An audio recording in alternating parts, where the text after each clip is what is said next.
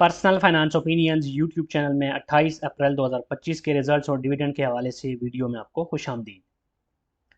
Pakistan stock market में आज तकरीबन 10 से ज़्यादा कंपनीज हैं जिनके रिजल्ट्स की अनाउंसमेंट हुई फॉर द पीरियड एंडिंग 31 मार्च 2025 और साथ साथ कुछ कंपनीज के प्रीवियस रिजल्ट्स भी थे जो कि अनाउंस हुए।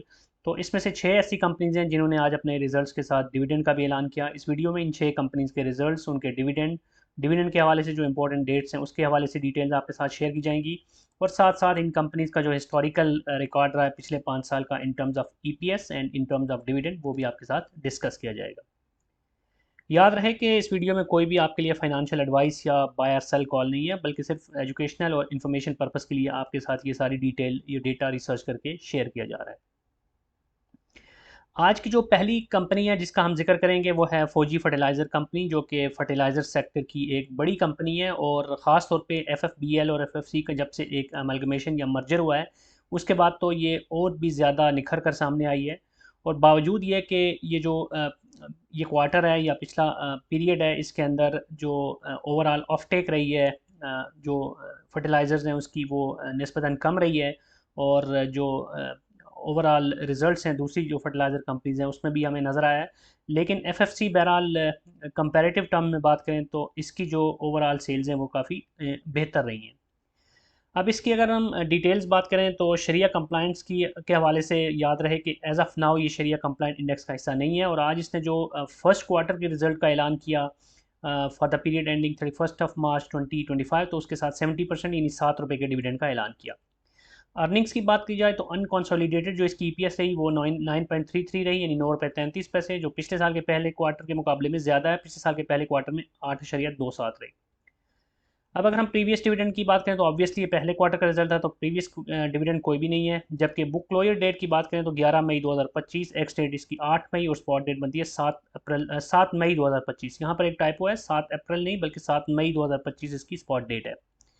करंट प्राइस की बात करें तो ₹358.34 इस वक्त इसकी शेयर प्राइस है और अगर हम डिविडेंड की आरओआई कैलकुलेट करें तो ₹1,00,000 के शेयर अगर आप इस प्राइस पे लेते हैं और उनको एक्स डेट तक होल्ड रखते हैं तो उस पर जो आपका डिविडेंड बनता है पर शेयर ₹7 के हिसाब से वो तकरीबन ₹1950 के करीब बनता है बिफोर ज़कात एंड टैक्स डिडक्शन। अब ये नंबर कोई बड़ा नहीं है लेकिन इसमें दो इंपॉर्टेंट चीज़ें हैं। एक ये कि शेयर की प्राइस पिछले कुछ अर्से में काफ़ी ऊपर जा चुकी है और दूसरी बात ये है कि चूँकि ये हर क्वार्टर में डिविडेंड देती है टिपिकली हिस्टोरिकली अगर हम इसको देखें तो इस लिहाज से चारों क्वार्टर्स का कुल मिला के जो डिविडेंड इसका बनता होता है वो काफ़ी बेहतर होता है। यहाँ हिस्टोरिकल परफॉर्मेंस भी आप देख सकते हैं 2021 से लेके 2025 के पहले क्वार्टर तक और हर साल हर क्वार्टर में ये बेहतरीन रिजल्ट्स के साथ डिविडेंड भी देती रही है। जिस तरह इसके डिविडेंड रिजल्ट्स हैं उसी हिसाब से इसने डिविडेंड पे आउट भी किए। 21 में ₹17.21 की अर्निंग के साथ ₹14.5 का डिविडेंड, 22 में ₹15.76 की अर्निंग के साथ ₹12.13 का डिविडेंड, 23 में फिर ₹23.32 की अर्निंग के साथ ₹15.49 का डिविडेंड, 24 में इसकी परफॉर्मेंस बहुत ही शानदार रही, ₹45.49 की अर्निंग और ₹36.50 का एक ज़बरदस्त डिविडेंड और 25 के अब तक के पहले क्वार्टर में ₹9.33 की अर्निंग के साथ ₹7 का इसने डिविडेंड अनाउंस किया है। अब जो दूसरी कंपनी है इस लिस्ट में वो है एसएनजीपी, जो कि oil and gas marketing sector यानी ओएमसी सेक्टर की कंपनी है और शरिया कंप्लाइंट इंडेक्स का हिस्सा है। अब खास बात यह है कि एसएनजीपी ने आज जो रिजल्ट अनाउंस किया वो अभी लेटेस्ट क्वार्टर के लिए नहीं है बल्कि ये फाइनेंशियल ईयर 2024 जो इसका जून 30 को क्लोज हुआ था, 23 यानी जून 2024 को जो इसका फाइनेंशियल ईयर क्लोज हुआ था उसके लिए इसने अपने रिजल्ट्स का ऐलान किया।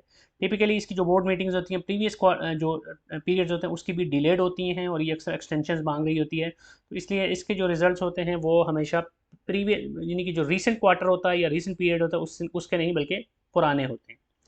अब इस फाइनेंशियल ईयर के रिजल्ट्स के साथ इसने ₹7.5 का यानी 75% डिविडेंड का ऐलान किया है और अगर हम एनुअल रिजल्ट्स के जो ईपीएस की बात करें तो इसका जो फाइनेंशियल ईयर 2024 की ईपीएस रही वो ₹29.92 रही, जो कि फाइनेंशियल ईयर 2023 के मुकाबले में काफ़ी अच्छी है। 2023 के फाइनेंशियल ईयर में इसकी जो ईपीएस थी वो थी ₹16.66। अब ये एक ही डिविडेंड इसने अनाउंस किया फॉर द फाइनेंशियल ईयर 2024 यानी बीच में कोई इंटरिम डिविडेंड नहीं अनाउंस किया था। इसकी बुक क्लोजर डेट 15 मई, एक्स डेट 13 और स्पॉट डेट 12 मई 2025 है। इस वक्त शेयर की जो प्राइस है वो ₹118.43 है, तो इसमें अगर हम डिविडेंड आरओआई कैलकुलेट करें तो ₹1,00,000 के शेयर अगर कोई एसएनजीपी के लेता है इस प्राइस पे तो उस पर पर शेयर ₹7.5 के हिसाब से जो डिविडेंड बनता है वो तकरीबन ₹6,333 बनता है। अब हिस्टोरिकल परफॉर्मेंस देखें तो 2020 से लेके 2024 के 24 तक का डेटा इसका, जैसे मैंने पहले अर्ज़ किया कि 25 का भी इसने डेटा अनाउंस नहीं किया। तो 2020 में इसने 9 रुपये 46 पैसे की अर्निंग के साथ 6 रुपये, 21 में 17 रुपये 32 पैसे की अर्निंग के साथ 7.5 रुपये, फिर 22 में 16 रुपये 34 पैसे की अर्निंग के साथ 4 रुपये का डिविडेंड दिया, 23 में 16 रुपये 66 पैसे की अर्निंग के साथ 4.5 रुपये, और अब 24 के रिजल्ट से 29 रुपये 92 पैसे की अर्निंग के साथ 7.5 रुपये का इसने डिविडेंड अनाउंस किया है। अब इस लिस्ट में जो तीसरी कंपनी है वो ऑटोमोबाइल सेक्टर में से है, इंडस मोटर, जो कि एज ऑफ नाउ शरिया कंप्लाइंट इंडेक्स का हिस्सा नहीं है, और इस कंपनी ने अपने थर्ड क्वार्टर के रिजल्ट का ऐलान किया क्योंकि इसका ईयर एंड जून में होता है। तो थर्ड क्वार्टर के रिजल्ट के साथ इसने 500% यानी 50 रुपये का डिविडेंड ऐलान किया है, जो जबकि इससे पहले इंटरिम डिविडेंड ये 76 रुपये का दे चुकी है। तो कुल मिला के 126 रुपये का अब तक का डिविडेंड बन गया इसका 3 क्वार्टर्स का।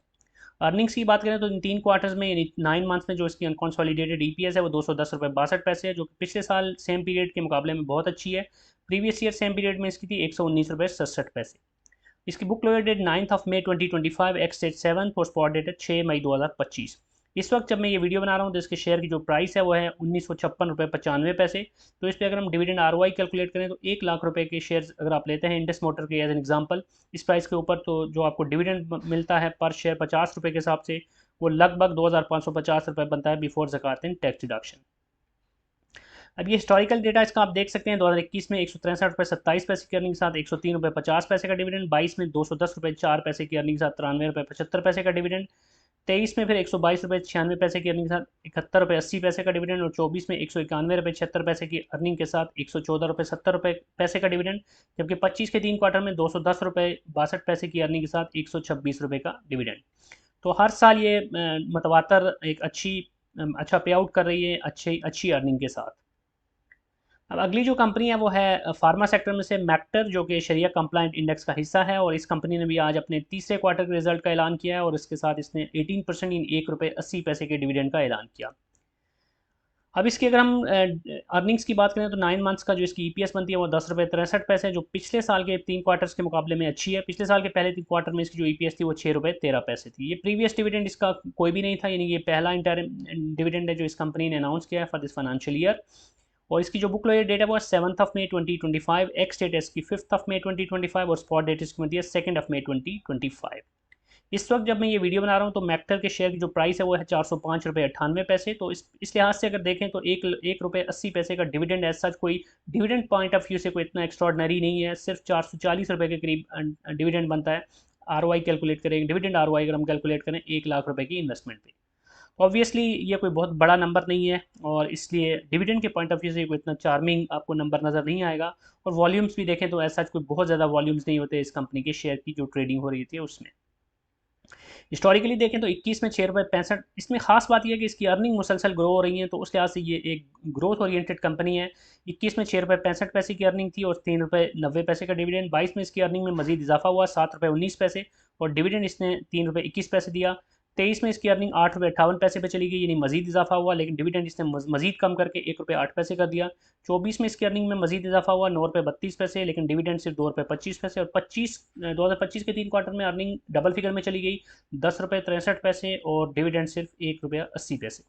तो अर्निंग्स तो मुसलसल ग्रो हो रही हैं, दैट मीन्स कि कंपनी अपनी ग्रोथ के ऊपर फोकस्ड है, which is a good thing. लेकिन डिविडेंड पर्सपेक्टिव से बात करें तो डिविडेंड पे आउट उतना ज़्यादा अट्रैक्टिव नहीं है। इसके बाद जो अगली कंपनी है वो है इमेज, जो कि फैब्रिक्स बनाती है और सिंथेटिक एंड रेयान सेक्टर की एक शरिया कंप्लाइंट कंपनी है, और इसने 10% इन 1 रुपये के डिविडेंड का ऐलान किया है तीसरे क्वार्टर के रिजल्ट के साथ। पहले इसने कोई भी इंटरिम डिविडेंड प्रीवियस 2 क्वार्टर के रिजल्ट्स के साथ नहीं दिया था। और ईपीएस की बात करें तो 9 मंथ्स की जो इसकी अनकॉन्सोलिडेटेड ईपीएस बनती है वो 2 रुपये 16 पैसे है, जो पिछले साल के पहले 3 क्वार्टर्स की अर्निंग यानी 2 रुपये 50 पैसे के मुकाबले में कुछ कम है। इसकी बुक वैल्यू डेट 13 मई, एक्सटेड 9 और स्पॉट डेट है 8 मई 2025।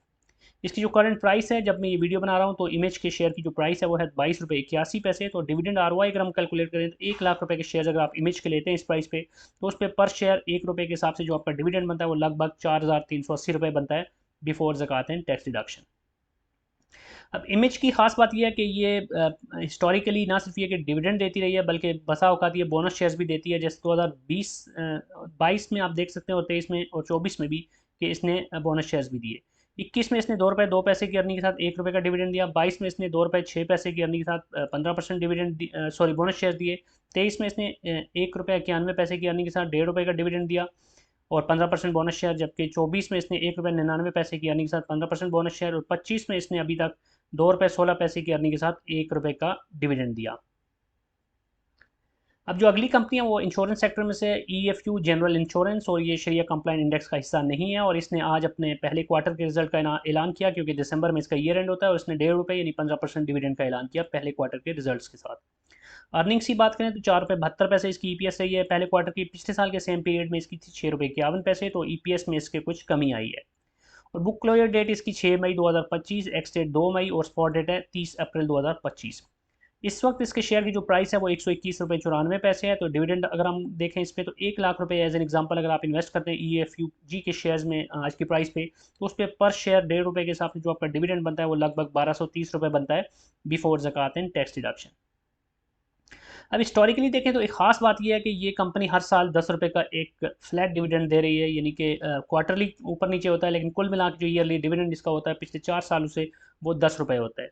21 में इसने ₹13.53 की अर्निंग के साथ ₹10 का डिविडेंड दिया। 22 में इसने ₹10.03 की अर्निंग के साथ ₹10 का ही डिविडेंड दिया। 23 में ₹16.41 की अर्निंग के साथ अगेन ₹10 डिविडेंड। 24 में इसकी अर्निंग में मजीद इजाफा हुआ और ₹18.56 की अर्निंग और डिविडेंड अगेन ₹10। और अब 25 के पहले क्वार्टर में ₹4.72 की अर्निंग और ₹1.5 का डिविडेंड।